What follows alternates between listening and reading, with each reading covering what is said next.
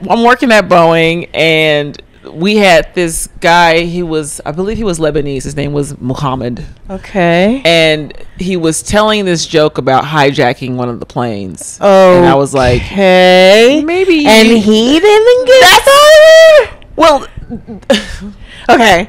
Sorry. We were on a off-site lunch. It was like just the 4 people from our little department joking around, eating and stuff, and they were talking about taking one of the planes because I think we were building like the last 747 plane, and they were like, maybe somebody should take it, and he's like, yeah, I'll be in charge. It's like, maybe someone else should be in charge of like calling and like giving demands.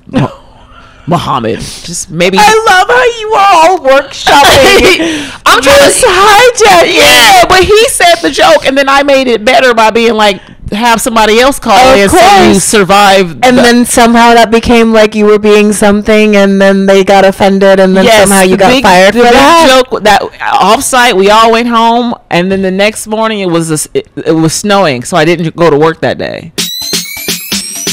MeMeCherry presents a series of fortunate events. Fortunate events. Fortunate events. A series of fortunate events.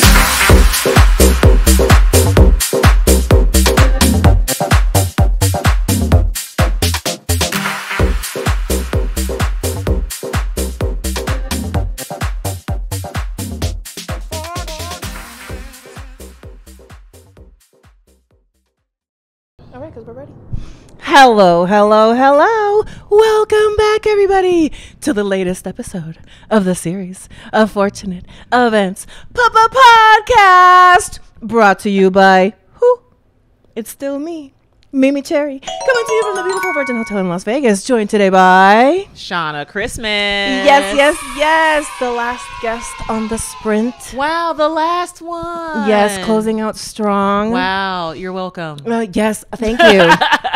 Oh no, and thank you to my previous guest who is a body worker, and he did like a stretch session on me. No. In the patio under the black sun. Guy? Yes. I've seen his video. Yes. No, you didn't Yes. get a body work by that little guy. Yes, I did. Greg Savage came over and he like stretched wake you me up like and you yes. like groaning? Yes. Oh God, I want to meet him. I did I mamacita. Like I got hella Puerto Rican. Oh no, and the funniest part too is like I start the session, and obviously I'm a podcaster. I'm a little bit of a chatty Cathy sometimes. So I'm like, and then as the session's going, it's like, but then he helped me get really centered and present, because when I saw him downstairs, I was starting to hit delirium. When I do these sprints, towards the end, I get a little delirious, and he literally said, how do you say your name? And all I heard was, womp, womp, womp, womp. Oh, no. And I said, Oh, no. And he said, how do you say your name? And I said, oh, Mariana, I'm so sorry. I'm getting delirium right now. But he brought me back down to earth, and I'm so shout out. But I love that I said that, and you immediately knew who I was talking about. I've seen that guy's videos, and I was like, is he in Vegas? Yeah. And I think I still have like his webpage open in like one of my 50,000 tabs on my phone. Like, I'm going to come back to this when I get home. I've had a lot of body work done over the years. Yeah. And he's top 5. I've never got body work done. I've never heard that, and I thought it was something nasty. When somebody said, come on, work in my body, please. Yes, I love massages. I love stretching. I love assisted stretching. Yeah. I had a stretch coach for about a year who helped me gain 2 inches on my splits. So I'm all about assisted stretching. Oh. And some of it, sometimes, like some of the moves are really good, like twisting moves are good for your digestion. They're good for your spine, and like just releasing all kind of stuff. I work on the computer a lot. So like, opening up like this. Yes. But I have you, my sweet, talented guest on the show, because I'm in awe of you, first of all. Second of all, as a member of the Highly Intelligent Club, thank you. Okay, hey, we starting the club. Well, I won't, we'll just kind of leave it there for the sake of having people watch it. Yep. But I want to thank you for your very funny, very raw, very honest, very authentic piece of art that you produced and delivered, and it's powerful. And I am so proud of you. I just met you, and I'm so proud of you. Thank you. And first of all, Oh, for the audio listeners, I just bowed a little bit. We're not worthy. Wayne's World. Yes. Throwback. Yeah. Oh my God. Why be my friend? So I talk to me about the process of producing your own special, and it's very well shot, very well edited. Yeah. Like everything. It's That story is insane because that's my reshoot. Oh. Yeah.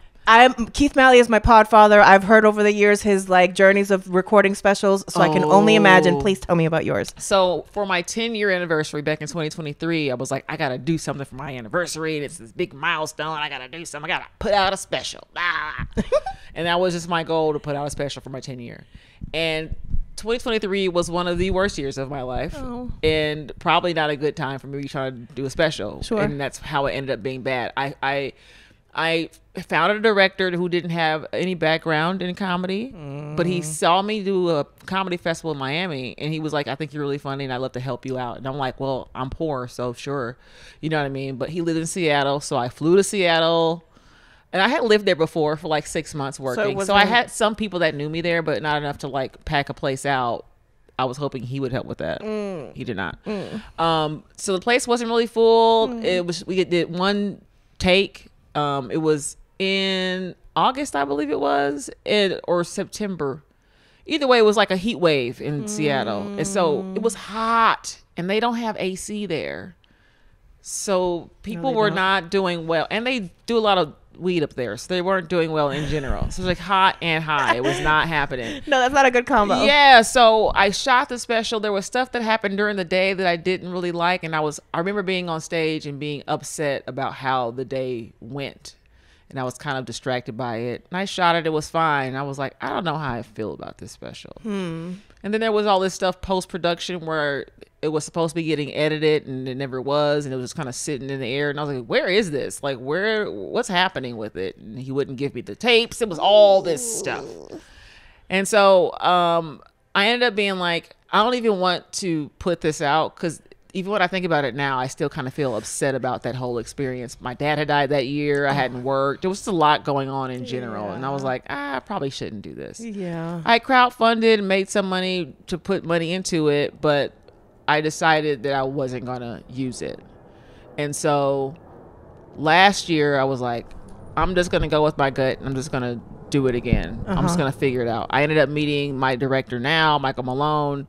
Shout out, because you did a great job. Yeah, Michael's dope. He's been a comic for over 20 years, so he knows stand-up. You need somebody that knows stand-up to edit a stand-up special and to produce, to direct, to do all the things, because it is a very specific point of view, ear that you need to have. And he'd already done maybe like 10 or 11 specials before. He does like documentaries. He's actually just won an award, like some LA Film Festival award for a comedy documentary he just shot. Shout out to Michael Malone. He's dope. But and he helped. Wait, now I'm connecting. I know, I follow him. Yeah, I follow him on social media. He's kind of like, he looks like a rocker guy. Yeah, and he kind of like a little emo. He's a very sad man. I know who this is.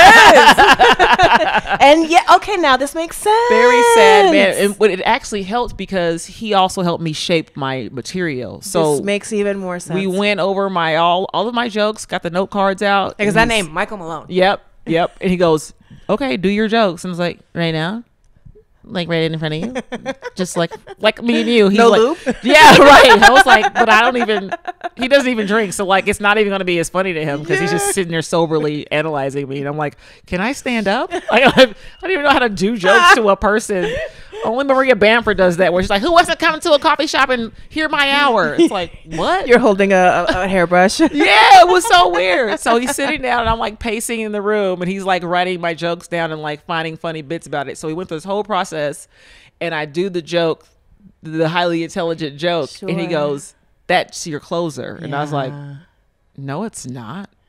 I don't want that to be my closer. It's very powerful. I know. And he's so good at like pulling that stuff out of people and making sure things are real and honest. It's what makes your special be like a standout special. Because like I I've been a fan of stand-up comedy for so long via podcasts, mostly via people like Keith Malley, and having people on his show, and then you watch their stuff, the Dan Soders, the Mike Kaplans, the I can rattle off so many names.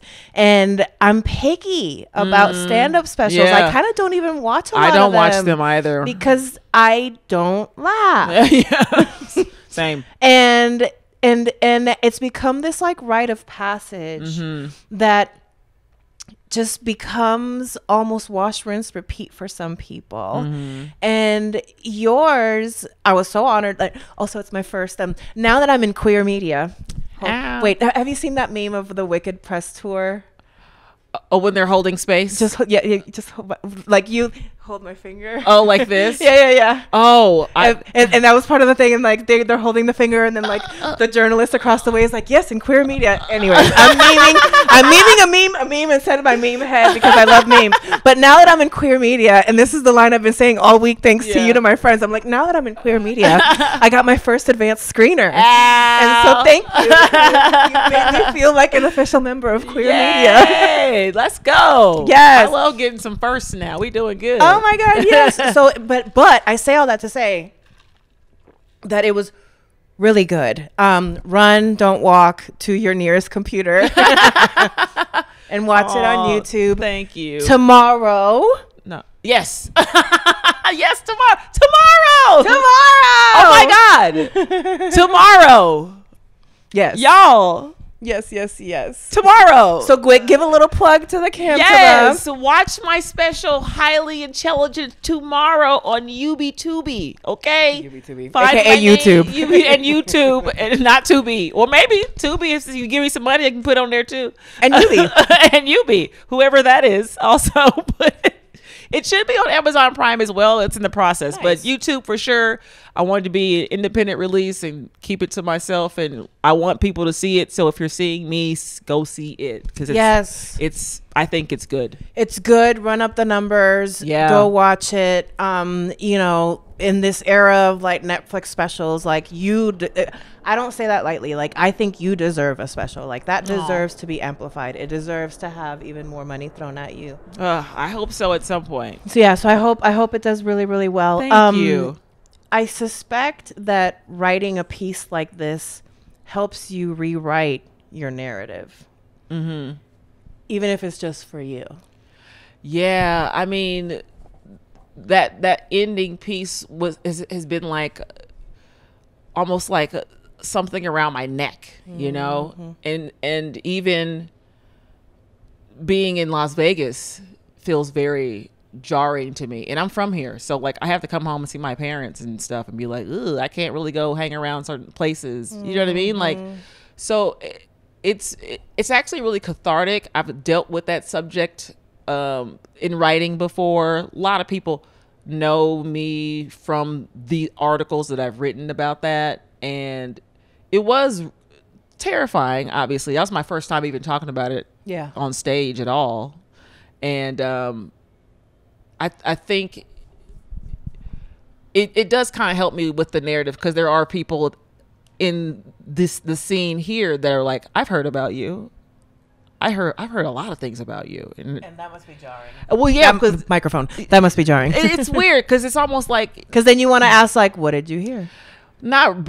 I know what you heard, because it's like being like this weird like a Sasquatch or like a mythical figure that people are like, have you heard the legend of Shanna Christmas? And she used to live here, but now she doesn't. Sometimes she pops. And then with your name too. Yeah, on top it's like, of that, woo! you do become kind of like, there's like lore around you. Yes, that's the word, lore. It's so weird that because there's people here who've never met me before because I've been gone for so long, and I'm kind of still a part of this thing that they've heard about, and then they meet me and they're like, oh wow, you're so cool.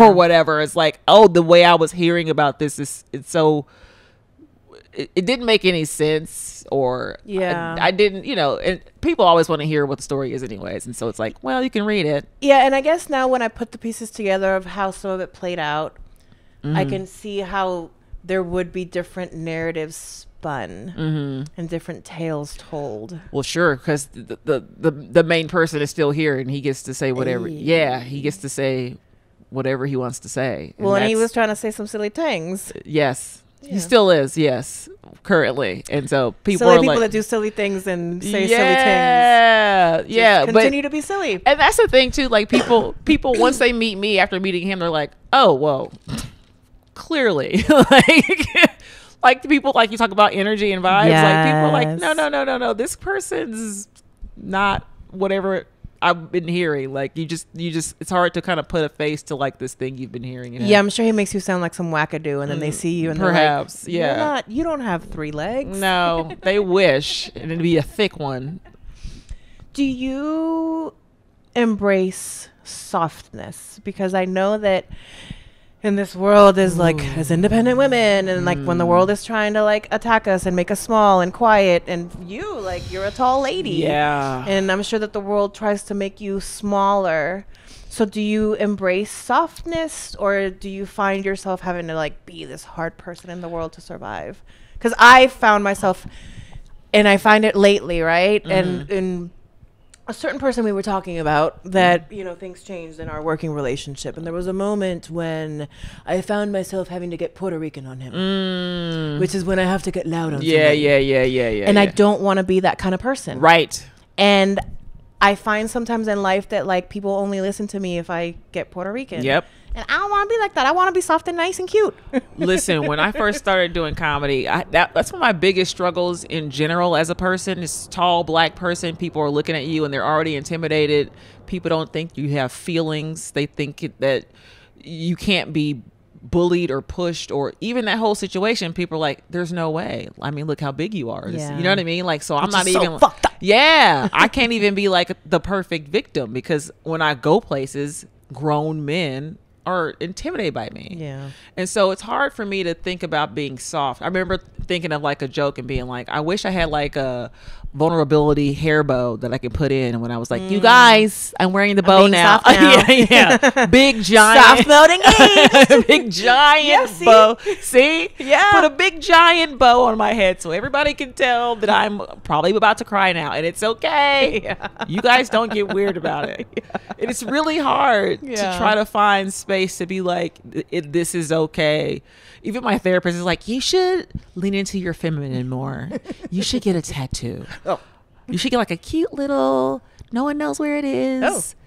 Like a secret tattoo and like something. Yeah, see, I'm like, I like how I'm being sold actively on the you hated it, and now you're like, you know what? Yeah, I'm kind of into this. Put a little heart by your coochie, girl. Why not? Yeah, I have tattoos, but I also have kind of like mixed feelings about some of my tattoos, especially the ones that I got younger, like my tramp stamp. Yes. Oh yes, the era of the tramp stamp. Yeah, but then I have, for example, you know, the last one that I got last year, which is my Oak Lash. Oak Lash. Oak Lash is the Bay Area's premier drag festival that's happening in 2 weeks. Actually, I'm the volunteer coordinator. Wow. My drag mother is one of the founders. Hell yeah. And so me and my drag mommy got tattooed last year together. That's cute. At the beginning of the festival. And so, you know what I mean? Yeah. There's a range. Yeah. And so that's why I think I started to get so sold. Like tattoo, you're like, ugh, but you're like, oh, that's kind of cute if you can find something that's sweet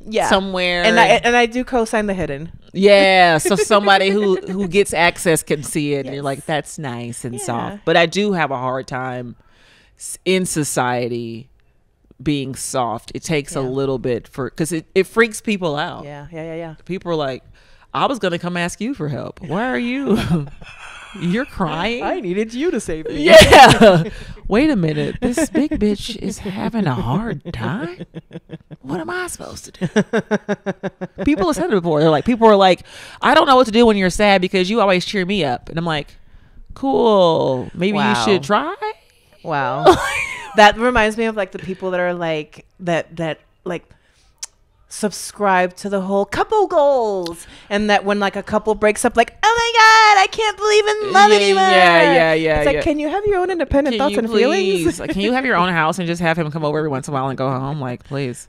Actually, that's what I would want, but that's not me being soft. We call that the whoopee. Yeah. Oh, the whoopee. Because Whoopi Goldberg famously is like in the era of like, I like my house, I like my bed, I still like to get my whoopee. Yeah, but go home. You don't need to be here. share all the time. We don't need to be sharing the bed the whole time. I know. Yeah. So there was another thing that you got very candid about in your stand-up special that I really wanted to talk to you about, because it's something that I find myself having different conversations about with different people. Mm-hmm. And let's just say that some people in my life dance a little too close to the J.K. Rowling thoughts of like turfy kind of like ideas. And one of the things that I have had in conversation when I talk to some of these cisgender women is that transphobia affects cisgender women just as much, not as worse, but just as much as trans women. And my drag mother is a trans woman. I have trans people in my life. Some of the best people in my life are trans people. I also know trans people that are assholes. Yeah. Because they're people. Yep. And then, you know, let's say this person, then the argument is like, oh, the sports. And I'm like, okay. It's 11 people playing sports. Thank you. Exactly. It's like you can literally put them in this room. And B, maybe if we weren't murdering them, they might be more of them. Yeah, so they can start their own league. But no, you guys won't let them That's live. literally what I said. And I was like, and this might be problematic to say, but like, hey, at least it gets us halfway there. Yeah. Because we at least get to keep some of them alive. Which is really all I care about. Yeah. You know what I mean? And like with jobs and housing. And so I just thought that was very brave of you to, and I like how cheeky and fun you were about it, because it's not like an easy thing to talk about. Oh, it's super scary. But you did a good job. Oh, kid. thank you. It's scary because even when people hear the word trans, they get tight. They're already prepared to be angry. It's like, you don't even know what I'm about to say. And I'm also like, it is dangerous. Transatlantic freeway. right. Translation. Thank you. Right. It's like, I am shining a light on this thing that's like, we all know that you guys are worried about some dude swimming or whatever. You think, right? But also when people, the first thing they do, especially with black women, Megan Thee Stallion gets shot and they go, Megan's a man. It's not Michelle Obama, it's Michael Obama. She's got a penis. They do that a lot, especially with black women. If you are tall, even misogynoir, right? Yeah, it's like this weird thing where it's like, you're so big, now you're masculine, and now you're a man if I don't like you. And it's like, you can't, you're misgendering people and making them like, it's almost like they're disposable because you dehumanize them. And it's dangerous. And then you're misgendering people who are trans or who aren't, and you're wrong for the most part. Yeah. You're following people around with your videotapes or whatever you're doing. And it's like, this person is a cisgender person. You just ruined their life because you're on some stupid ass crusade and you're wrong. And also, don't you have something better to do with your life? No, they don't. That's the problem. They're the problem. They want to just inspect the genitals of people. And if that's what you guys want to do with sports, you got to do that to everybody's kids. So and children. Yes. Do you want your that's kids? The other thing. They say that drag queens are the perverts. We're not out here thinking about little kids' parts. I actually don't even want your kid around me. Why yes? Yes? Why is your kid even over here? Ew. As you can see, I prefer mine on 4 legs, not 2. I just think all that stuff is like, it was really scary to talk about. I do think it is funny because I do get called sir all the time too. And it is. Last week I was leaving Walgreens. The cashier was like, have a good day, sir. And I was like, no. And then as I'm walking out to my car, some older black man is like, you could be in the WNBA. I'm like, how I go from sir to a woman within seconds? It's just depending on the person. And it's like whiplash. Some invisible door that you went through. It's like whiplash all the time. And people will be like, well, I'm not looking at your face. I just saw you were tall and assumed that you were a male because men are tall. And it's like, that's not how that works anymore. Because if you saw a small man, you wouldn't call him a woman. You would still know he was a man. There's a lot of small men out here. Yeah. Like, what are you talking about? I've never heard a short king be like, they keep calling me miss. No, they don't. They don't do that to little dudes. They just do it to tall women. And I just think that it does put everybody at risk, and at the least leave everybody alone. Why don't you just mind your business? Mind your business. Just mind your business. Yeah, and happy people are just not out here wondering what other people are doing. Like, that's I the other literally thing that do I'm not convinced. care at all. I'm like, unless you're like doing it near me, and then I'm like, oh hey, if you're hurting me or mine, then I care. Yeah. But besides that, like, go be hateful somewhere else. Yeah. You are very funny. Thanks. I'm so curious. Because I suspect that you've used your comedy to get out of trouble. Oof. When was the first time you used your funny to get out of trouble? Ooh, to get out of trouble. I feel like my comedy got me in trouble a trouble? lot. Oh, the phone calls. But did you ever use it to get out of trouble? I think there've been times where I almost got into like fights with kids in school, or like even like a little bit older in my 20s, and I'm like, come on, guys. Hey, what are we doing here? Yeah, it's like, hey, it's more like, we're gonna look really dumb. Like, not so much. You're gonna feel so silly tomorrow morning.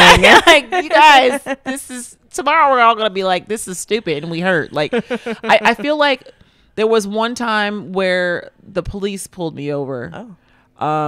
Somebody ran through a red light, and I was speeding, but I stopped at the red light, but the other car kept going. The cop pulled me over for speeding, and I was like, why didn't you go after that guy that ran the red light? Yeah, he's like, he was going too fast. I was like, wow, you're so good at your job. And that's how I talk to the police. That's my problem. I could probably be murdered, but not. But he asked for my driver's license. I give it to him, and he goes, are you really 6'3"? And I said, yeah. You want me to get out of the car? And he said, sure. And I get out in the most slow-mo, dramatic, getting out the car. And I can see him doing like this. And as I'm getting out the car, his backup is pulling up across the street. And he's like slow motion, like, what is happening? What's going on? Out the car? Yeah. So as I stand up, and he's like, you can get back in the car. I was like, okay. Thank you. I'll beat your ass. Just kidding. Just kidding. You're doing one of these. Yeah. You get out of here. I feel like that was probably more humor involved. Like, hey, you want to get out? Yeah, I sure am. And I didn't get a ticket. But I would say for the most part, my humor just gets you into trouble. I'd be fired. Oh, I got fired from Boeing for telling a joke. It was from Boeing. Yeah, I used to work. Okay, we have to go to a commercial break, and I don't want to cut off this story. No, I got it ready because my little alarm's gonna go off. So you come back. You stay here. In my crumble opinion. With Sam's work finally done, he can move on, and Sam says his goodbyes. At this point, we're all ugly crying. Sam says, I love you, Molly. I always have. And bitch, you know what Molly says. She says, ditto. Excuse me, I'm getting choked up. And then Sam says, it's amazing, Molly. The love inside you, you take it with you. And then he walks to heaven. And that's Ghost. Jesus, what a great film. I'm sorry, I'm like actually verklempt. In my crumble opinion. This water has like a... It got bubbles, but it tastes like... It's almost got like a sweet something in there. Poison. The minerals. Oh, yes. The minerals. That's also not straight to my... Yeah, I'm probably going to be drugged. Yeah. I would never do that. Okay, we're back. Tell me about this Boeing story. Oh, my gosh. So I'm working at Boeing, and we had this guy. I believe he was Lebanese. His name was Muhammad. Okay. And he was telling this joke about hijacking one of the planes. Oh. And I was like, hey, maybe. And he didn't get fired? Well, okay.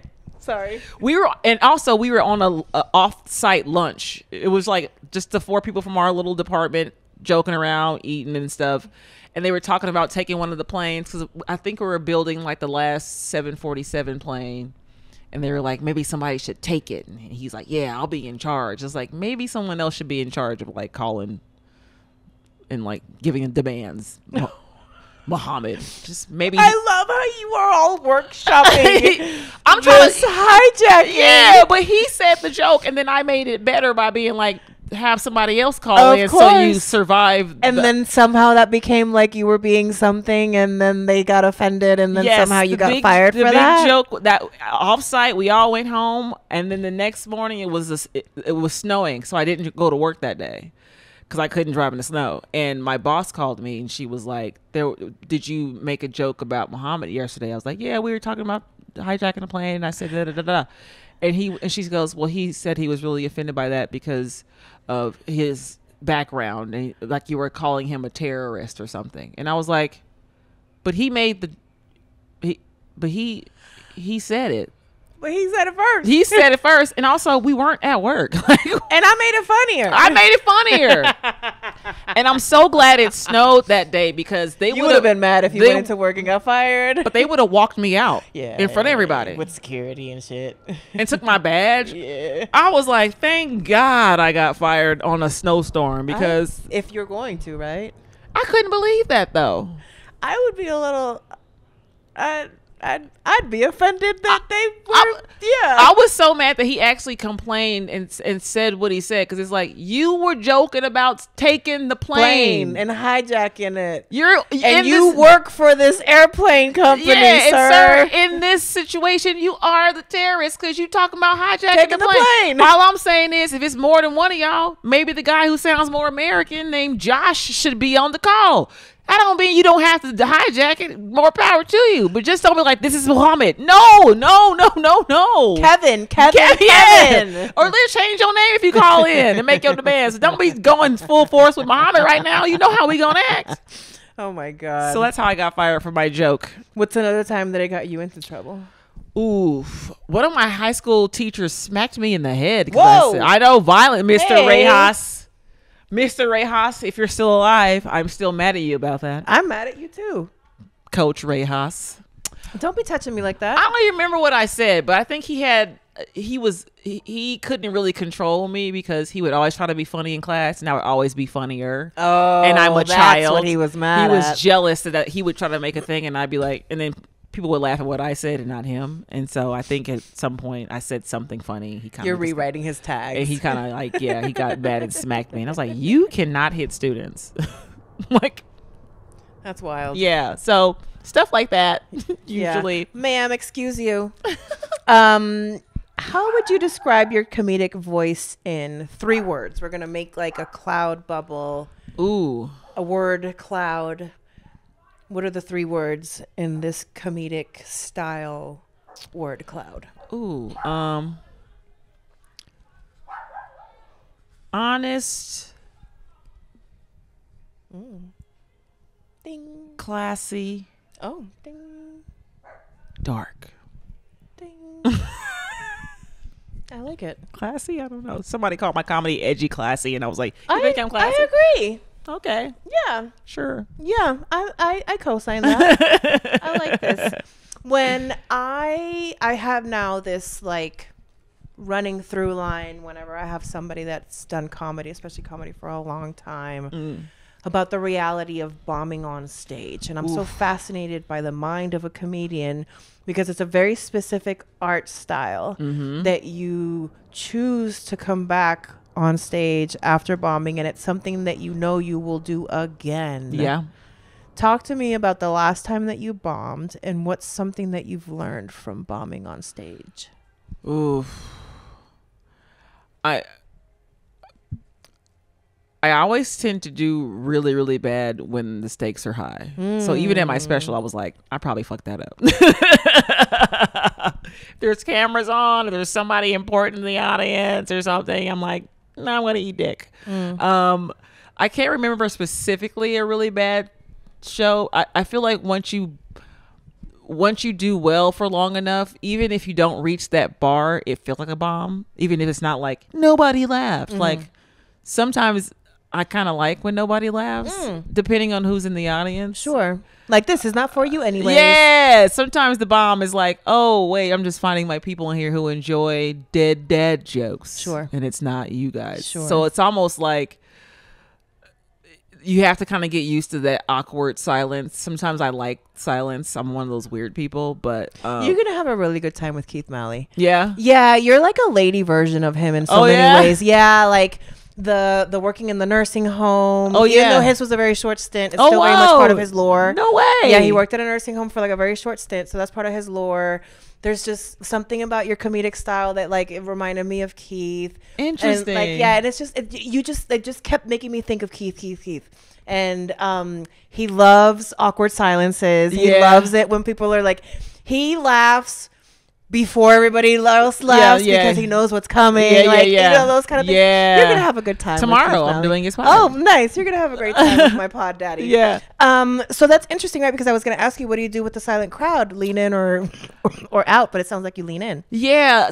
I actually I have this thing where I'm a black person, but there's this idea about what black comedy is. Oh, talk to me. And people assume that black comedy is like your Def Comedy Jams, your Comic View, you know, and you might see maybe Gerard Carmichael is a black comedian, but he's not a traditionally like black comedian. You know what I mean? Like, Yeah, I almost think of him as gay first. yeah, he's gay now. He's part of it. But like that comedy that's not loud and running around and doing all, you know what I mean? Like there's, for a long time, we're not allowed to be nuanced and different. Black comedy is like this. It looks just like this. And the audiences are expecting you to come in like this. So when you come in with the energy being different, a lot of times black people will be looking at you like, oh, yeah. Like I had somebody tell me, I see what you were trying to do. Oh. And I was like, I see what you were trying to do there. yeah. I'm like, I was telling jokes. People were laughing, just not you. Like I almost feel like they think I'm trying to trick them with my humor sometimes because they're not expecting me to be like, I'm actually going to tell jokes that you might have to sit That's with. just somebody trying to cut you down because they feel Sure. some kind of way. But that happens a lot. And I feel like black audiences can tend to be more conservative too. That A little Christianity, harder to like win over yeah, too. and it's like, But isn't it so good when you do though? so if I get an old black lady like, you stupid, I've gotten that a few times. I don't mind that, but you have to be open to what it is. And so Sure. I think that my comedy can kind of be, I don't know, it's I don't mind the awkward silences because I can kind of, I'm sifting through who are my weird ones. We're in here. Some of us fuck white guys. Where are you? It's okay. It's a safe space. Yes. Come get reparations. forward. Come get reparations with me. It's fun. Like, I was like when Bad Bunny was dating Kendall Jenner, I was like, you better reverse colonize that pussy. yeah, I don't feel sad at all when they go over there and ruin their lives. I think it's great. What's the hardest part of being a performer that most people don't see? I think the hardest part is there's so much work that goes into just being funny consistently, and people think that it's easy. Sure. Because once you get good, they assume that like anybody can do it. It's like, oh, it's like having a conversation. Yeah, I've been practicing the conversation all the time. Yeah. And it's so hard when, and it depends every night. It could be, it doesn't work, and sometimes it does work. And I think people don't realize how hard that is. And also it pays you in drink tickets and pizza. Yeah. So you're doing this stuff for free for the most part. You're Yeah. actually losing money doing it. But Yeah. people be like, you're gonna, like Dave Chappelle's like, that's like the tiniest percent of people that make it. The Yeah. rest of us are out here working full-time jobs. Yes. Or doing like B, C, D clubs and, you know, running our cars into the ground just trying to get on Sure. stage. And it's hard too with like, there's so many different levels of gatekeeping that you don't realize are there. Sure. It's not like some like, if you're good, you can make it. It's like the lie about the American dream. If you just work hard, there's no union. Yeah. There's no stages. Where's the bootstraps so I can pull them? Yeah, there's no, there's always a guy in your way. And it's not because you're not funny sometimes. Yeah. Sometimes it's because you are funny. Yeah. And- Ooh, T. Sometimes it's you're funnier than them. They don't want to deal with that. Tivana. So even when you are good, it's like I just think it's people just assume that you're so funny. You should just be able to do. It's like, dude, It is so bad out there. Yeah. And it's just so bad. It's really, really hard. It also makes me think a little bit of like the life of an athlete. Like people think it's so easy to like, oh, you just go to the gym every day. You have those muscles. And it's like, yeah, I have the muscles because I go to the gym every day. And every day it's not easy to go to the gym. Dude, and also you only care about my sport once every 4 years. Yeah, right. And I run for 10 seconds. Yeah, right. Exactly. I do all this for you to see me do 10 seconds of running. And then you're like, I can't believe you lost. Shut up. Yes. What do you mean the biggest stage in your life? Sometimes you get on there, you eat a dick, and people are like, wow. It's like, well, every day I'm working on it. And comedy is even harder to train for because there's not a lot of stages you can get on. It's the only art you have to practice in front of people. Yes. Because you don't know if it's funny or not. Yes. Unless they laugh. Yes. So because you could self-tape yourself up the wazoo, but if you're not getting that feedback of laughter or groan or whatever back, something to know where it's going. It's so much harder to do that. Yeah. Than I would rather just go to the gym every day. At least I'm like, now my butt's getting bigger. I'm seeing something. Yeah. I'm getting some attention somewhere. But comedy is it's a little wackadoo. Yeah. What's the best part of being a performer? Let's put on a little like Delulu like happy hats on. Oh, well, I'm not Delulu about this. I will say this. I do honestly, I enjoy connecting with people. Oh, nice. I do think it's a gift that I have. I tie that into my day job working in nursing homes, and I'll walk into a patient's room and they think they're my friend after I leave. Like, it happens really fast. So I think with my comedy, if people allow themselves, good with connecting with people. Yeah. I think if people allow themselves to be open to what the comedy is and not be like, you can't talk about this or that, it's like, I'm not harming anyone, but it is my dad who died. So you don't need to be upset for him. Yeah. You should just be like, this is a funny thing. Yes. And some people after shows will say, oh my gosh, my dad was whatever, or my mom was in a nursing home. People come up to me. The dementia bit is so good. And thank you. I said to my brother last night, and he was like, is that what you said on stage? I'm like, yep, it's hilarious. Because he hasn't seen it yet either. But I think it's good for your me. engineer brother? Yes, my big ass engineer who can't help you in an emergency. Oh, I forgot it's in there, and he's going to see that and be like, hey. It is. I do think that it's good that it's relatable enough in like different ways where people are like, these are hard things that people go through and no one talks about it. And I'm so glad you did. Yes. And I like doing that with my art or as a performer. Is like, I'll find people that. Yes. I mean, again, so much of it, and it's because it's not copy paste, but like, for example, my sweet mom, when my stepfather was in the hospital towards the end of his life, he had hepatitis C, and he was on the list of getting a transplant. He was actually at the hospital getting ready to get the transplant, which, if you know anything, that means he's really, really sick. Yeah. And sadly, right before the transplant, there was one night, one of the few nights my mom went home, and he got up in the middle of the night and nobody helped him to go to the bathroom, and he fell and he broke his hip. Oh yeah. And that took him off the transplant list. That's the one. Yeah. And blah, blah, blah, blah, blah. I say all that to say that. So then they're in the hospital, and my sweet mom is such a saint. His mind and his brain was so clouded. Mm-hmm. He started asking for his ex-wife. Oh. Oof. And like, it's just wild, right? Like the things that happen in those times in life. And, I just, and he passed. He died on my birthday. He died on my 30th birthday. Oh, wow. Yeah. And like, I joke. Yeah. And so for many years, this year was the first year that I didn't think about him on my birthday. I'm 45. Should I say good for you? Yeah. That's growth. No, I mean, it is, because it haunted me for a long time. Yeah. And I would, I still have his picture on the wall. And so for many years I would bring it down. I would pour like a shot for him and do all this. Like ritualistic stuff. Yeah. And like my birthdays were like ruined for many years. And like I would try to plan things and people wouldn't show up. And like, it was just weird. Yeah. It had weird energy. And then, this year was the first time that like, the sun went down, and suddenly I was like, oh shit, Max. And like, wow. But I was like, okay. Yeah. Good for you. Thank you. I was born on Christmas. Okay. And so I know what it's like to be like, I'm making birthday plans and don't nobody come. Yeah. It sucks. I couldn't imagine. And also somebody died on my birthday, and it's like, is that why y'all not coming? He's not gonna be here. Is he? He's not here. Oh, is it the ghost? Is it the shrine that you guys? Right. You don't like the shrine? Is it the candles? Yeah. Is that why you don't want to go? Is it the fact that I buy a bottle of champagne every year just for a dead person? Yeah. Is it? Oh, it's me. That's. Oh, right. Okay. Oh, I had to stop buying the champagne. Yeah. Wait a minute. Now you're free. Do you want to play a fun, quick little game with me? Yeah. It's just kind of like quick style. I call it slot machine confessions. Ooh, I'm going to shoot. pull an invisible one-armed bandit and just throw very quick questions at you, Oh, shoot. and you answer them very, very quickly. Dun, dun, And the house always wins. Okay, shit. Slot machines confessions.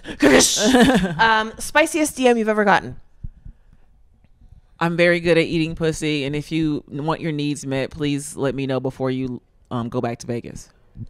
Diva moment you're willing to admit to. Ooh, wait. What's a diva moment? If you don't have an answer, you can pass. I don't think so. I don't know. I'm Then sorry. good job. Work. You have to ask somebody else. Work. If your performance style had a scent, what would it smell like? Cotton candy and farts. Oh, nice. Because I'm pretty sure Kiki Maroon earlier today said cotton candy also. Just not the farts. What is a performance ick? Oh wait, what is a performance ick? When people get mad at the audience for not laughing at their things.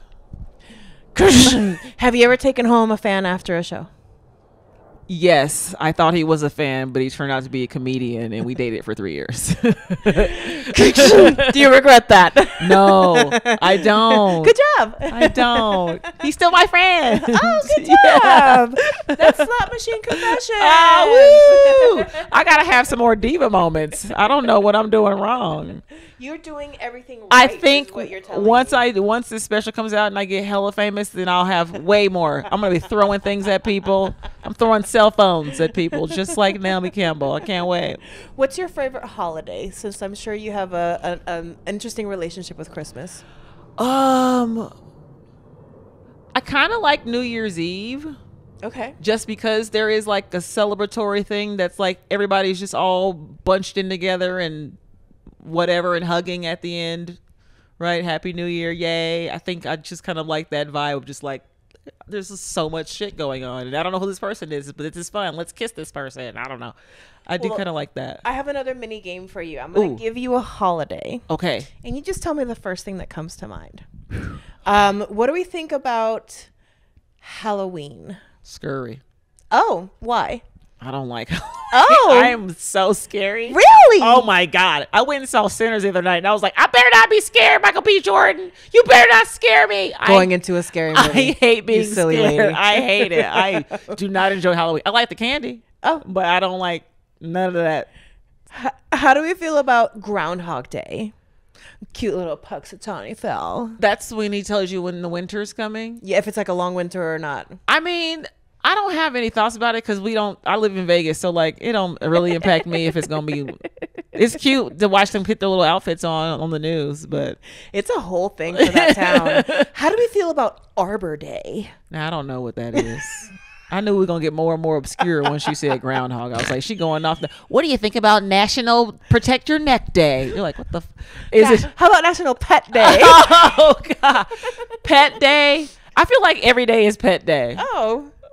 Why, yes. Because everybody has a pet but me, and they're always pets. Second to last. Oh, okay. Labor Day. That's the one in September, right? So American. I think Labor Day kind of bums me out because I know summer's almost over. Oh. Yeah. Yeah. It's the end of the bikini season. Oh. It's the end of the thirst traps. Oh. Got to find other ways to get the thirst traps when it gets cold outside. Oh. Well, unless you're Tana Mojo and you're just in bikini all year round. I need to. Because you get like 2 shades lighter in the wintertime because you ain't getting that vitamin D. Yeah. And you also not getting vitamin D. I know. Because you're not posting thirst traps. It's been a minute. It's like, yeah. My standards went up when I got sober. Oh, don't you hate that? Yeah. God. Yeah. Trying to date sober has been an experience. Yeah. Sober from alcohol. I am California sober. Ow.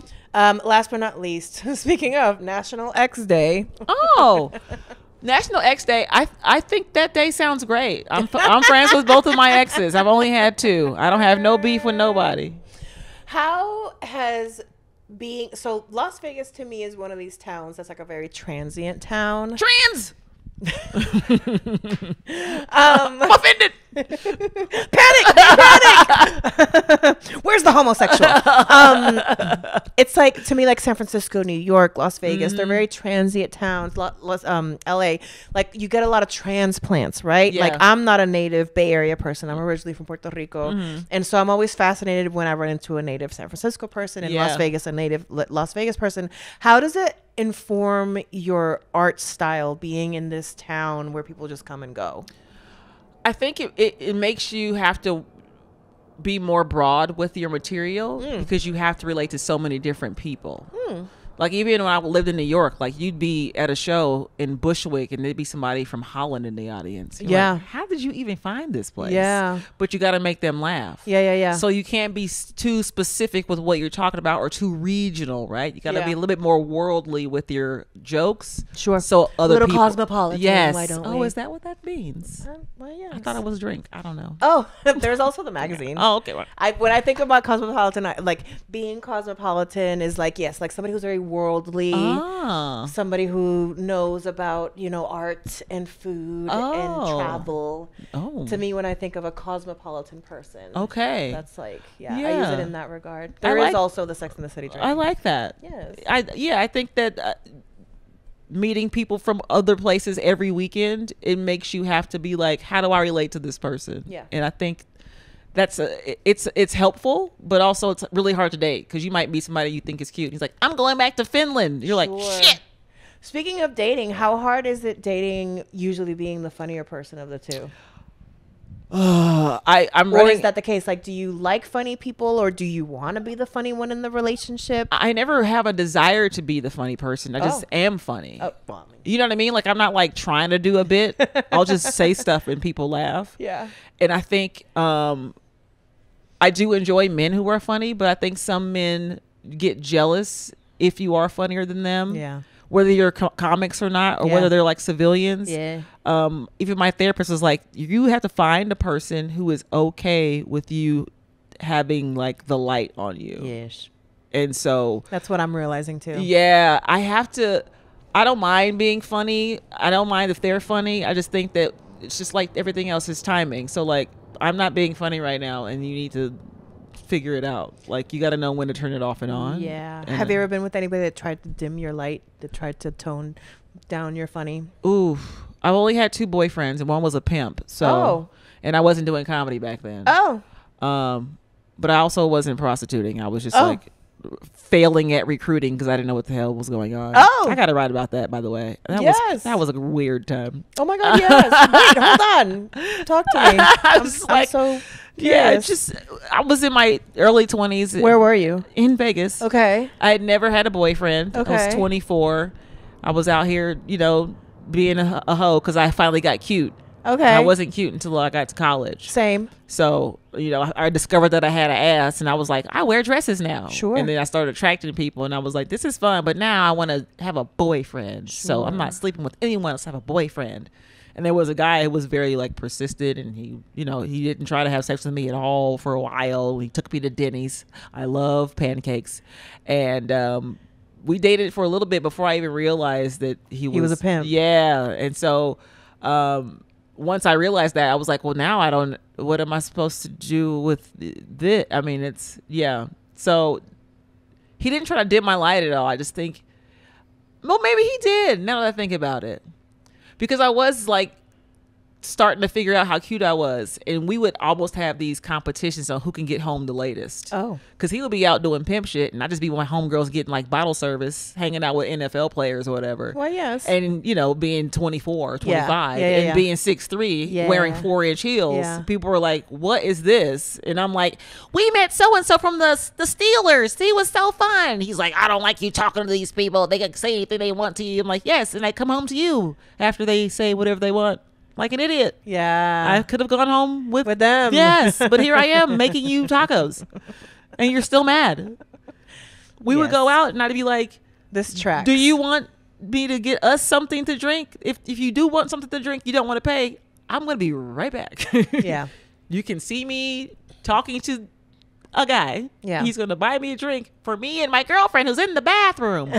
Wait. Yeah. But the whole time you're mad that people are talking to me. It's like, Yeah. so I wouldn't say he's trying to dim it. I think he was just trying to control me in a way. Oh, yeah. And I didn't let him do that. I was one of those. Because your pimp hand was stronger than I his. didn't know at the time, but I made him cry. Anyway. That is the best way to wrap up the main show. Hey! You made a pimp cry. That is like my personal Christmas. So thank you for that. Please tell the viewers, the listeners again about your amazing special. Highly Intelligent is out tomorrow on YouTube. I believe I have it set to premiere at 5 p.m. Pacific time. Sure. So I don't know if you're in Hawaii, it's 2 p.m. If you're in Alaska, who knows what time it is. Usually there's like a little notify me thing that you can do on the click on it, YouTubes. subscribe to the channel. I've been trying to work on that channel for years, and it was stuck at like $6.95 for like 2 years, and I was like, I am doomed. But now we're at $7.38, so we're getting there, and it's really, it means a lot to me. YouTube is so hard to grow in, but I get it. I feel you. I'm there too. I have a goal of 1,000 subscribers by the end of the year. So please subscribe to my YouTube channel. It's good to have goals. I should probably do that too. Yeah. I got goals of 1,000 at some point, but the end of the year, that sounds good. Me too. Yeah, exactly. So help both of us get to 1,000 subscribers by the end of the year. Leave a thumbs up. What's your favorite emoji? I like the crying, laughing emoji. Okay.